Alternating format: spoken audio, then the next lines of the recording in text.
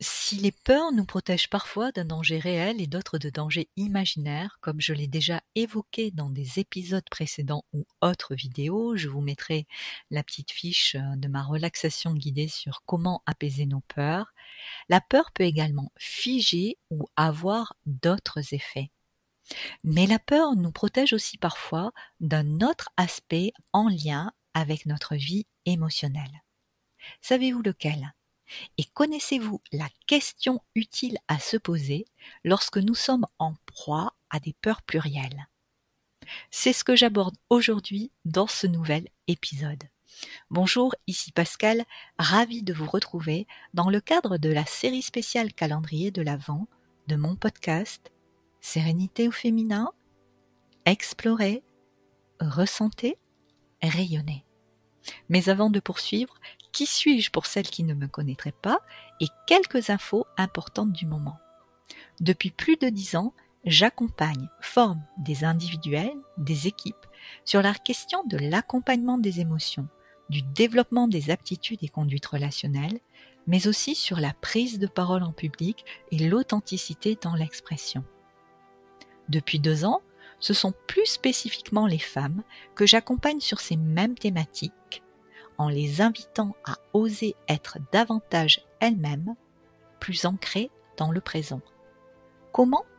Notamment via mon parcours de transformation individuelle Cap Sérénité et mes autres offres d'accompagnement et ou de formation en ligne ou en présentiel.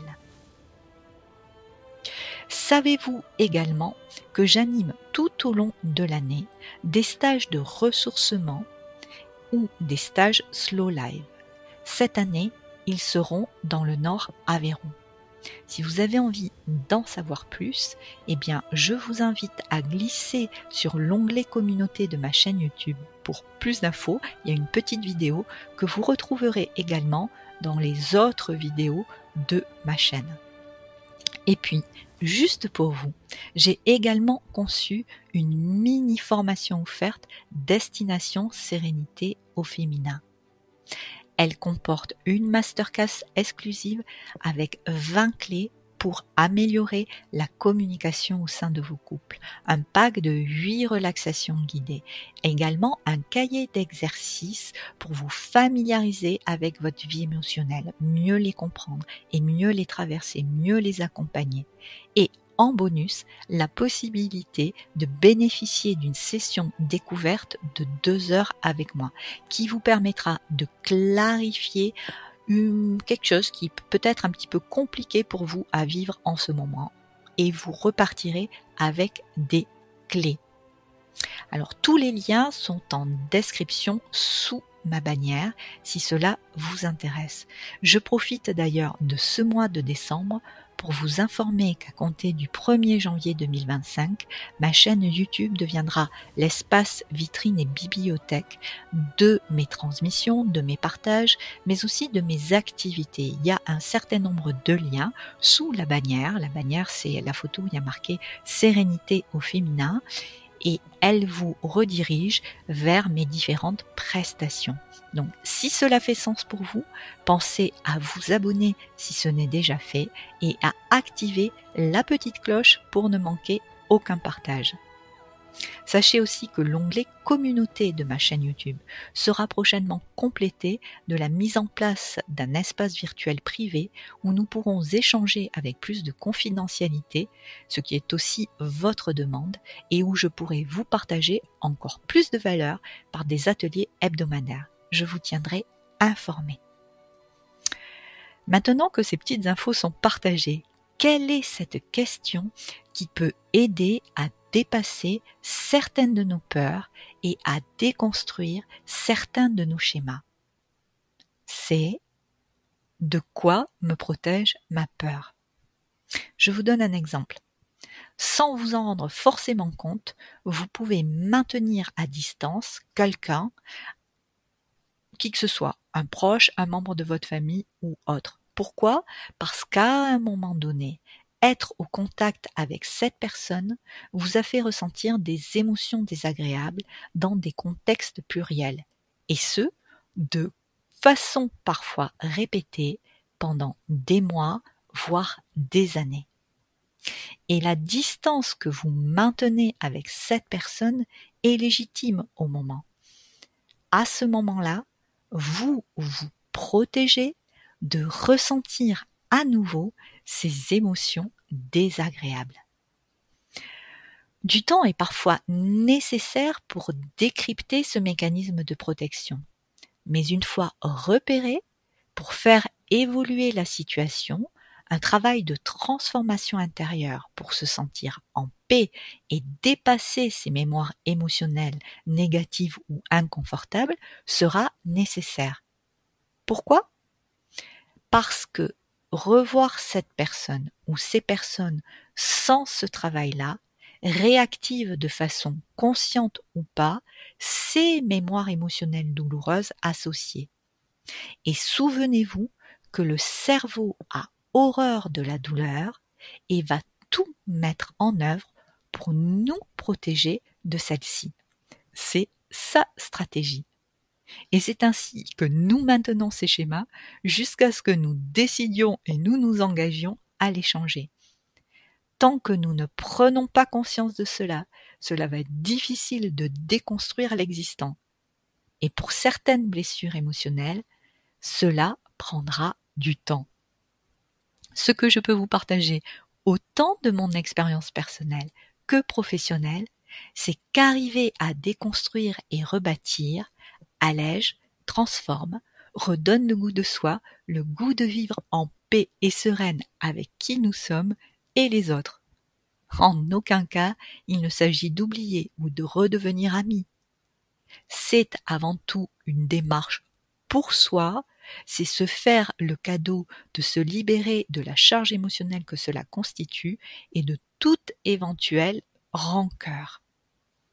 Car vous l'avez peut-être constaté, mais si la rancœur est légitime, à bien y réfléchir, ne trouvez-vous pas qu'elle alourdit aussi nos cœurs et nos esprits ? Alors, si l'on souhaite déconstruire ces schémas, ne serait-ce que pour arriver à un point de neutralité émotionnelle, eh bien, il sera important de passer à l'action. Ça veut dire quoi ? Ça veut dire que lorsque nous nous rendons compte que nous nous protégeons de ressentir à nouveau des émotions inconfortables, une fois que nous avons suffisamment écouté, accueilli, embrassé la douleur associée à cette situation et où cette personne, nous nous rendons compte que croiser à nouveau celle-ci, y penser, est beaucoup plus paisible. Et c'est ça qui est important. Pour bien comprendre ce que je suis en train de vous expliquer, je vous donne encore un autre exemple. Admettons que vous faites partie d'une fratrie dans laquelle la communication depuis des années est complexe suite à une histoire familiale ancienne. Vous partagez pour autant les mêmes parents et lorsqu'ils vieillissent, vous avez à prendre ensemble des décisions ou à gérer des situations plurielles les concernant. Or, suite à cette histoire familiale complexe, depuis des années, la communication se fait globalement par mail avec un tiers mandaté à la gestion de vos parents, ce qui temporise un petit peu les différends et la relation. Or, dans votre histoire, la relation avec ce membre de votre fratrie est associée à moult émotions désagréables, à répétition et depuis des années. De fait, d'une façon consciente ou pas, vous avez mis de la distance pour vous protéger de ressentir à nouveau ces émotions et ou situations désagréables. Mais vous avez peut-être conscience que d'une part, rien ne vaut la communication directe en matière de désaccord, de conflit. J'en ai déjà parlé là aussi dans un précédent épisode, je vous mettrai une petite fiche si ça vous intéresse. Et d'autre part, vous avez aussi conscience que cette communication par mail ou joute de mail est la source régulière de nouveaux malentendus, d'incompréhensions et de tensions. Donc on en rajoute à chaque fois. Et cela peut durer encore et encore, malgré des propositions plurielles de médiation familiale ou autres. Et c'est ainsi que s'est constitué tout au long des années passées un schéma de fonctionnement dissonant. Et comme cela fonctionne ainsi depuis des années, on s'habitue en fait aux émotions négatives de ce schéma dissonant de communication. On s'habitue aux tensions que cela génère, aux malentendus, aux jugements, aux reproches, etc. Mais en toile de fond, cela constitue une forme de charge émotionnelle ou de charge mentale, consciente ou pas. Et vous le savez sans doute, là encore, par notre cerveau, à cause de notre cerveau ou avec notre cerveau, je ne sais pas trop comment est-ce qu'il faut dire, mais vous le savez, nous préférons parfois rester dans l'inconfort du connu que d'oser affronter l'éventuel inconfort de l'inconnu. C'est pourtant, et c'est important ce que je vous dis là, c'est pourtant dans ce pas à oser essayer quelque chose de différent que la transformation pourra s'opérer et que l'on pourra se libérer soit de la charge mentale et ou émotionnelle, consciente ou pas, que cela engendre. Une charge mentale qui est parfois accumulée depuis des années. C'est pour ça que se libérer peut prendre un petit peu de temps. Donc, vous avez compris, une fois que la question « de quoi me protège ma peur » a été posée, que le mécanisme de protection a été identifié, accepter que cela ait été ainsi pendant des années, ou accepter que cela est ainsi, est déjà une première étape qui allège grandement. Reste ensuite, pour soi avant toute chose, d'essayer de mettre en œuvre un autre comportement pour casser le schéma et en construire un nouveau qu'il soit plus agréable à vivre. Dans l'exemple que je viens de citer, cela serait, par exemple, provoquer le contexte qui va permettre de recroiser la dite personne pour enfin se reparler en direct. Possible qu'au moment, les premières fois, cela soit un brin inconfortable. Mais en répétant cette nouveauté, eh bien, il est possible aussi que l'on voie arriver un changement, quelque chose qui devient plus facile. Ok ? Et cela permettra de revenir à une communication beaucoup plus directe. Alors, je vous le dis souvent, nous n'avons pas de pouvoir sur l'autre, mais nous pouvons changer nos perceptions et ou nos habitudes et ou nos comportements. Peu importe le résultat des actions posées, car en les posant, vous êtes déjà en train de vous transformer. Pour cela, et se soutenir, il est possible de se préparer mentalement et émotionnellement à ces premières rencontres en direct, par exemple avec des approches de visualisation, de la préparation mentale, et en surveillant bien nos pensées qui peuvent se projeter dans un apaisement des tensions relationnelles plutôt que dans l'entretien des non-dits, malentendus, rivalités, jalousie, etc., etc., etc. Et c'est ainsi que petit à petit, pas après pas, nous construisons une nouvelle réalité, nous nous délestons enfin de cette charge mentale et nous allégeons. Ok ? Voilà, chère sereine, je vous souhaite de faire bon usage de cette question « De quoi me protège ma peur ?» et je vous invite à l'utiliser à chaque fois que vous vous sentez enfermé dans ce type de schéma.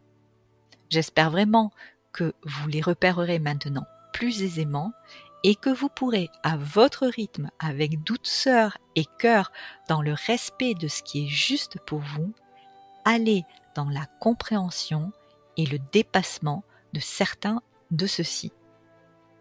Vos peurs sont toutes légitimes, toutes les émotions le sont, chacune avec leur mouvement, leur message et leur fonction.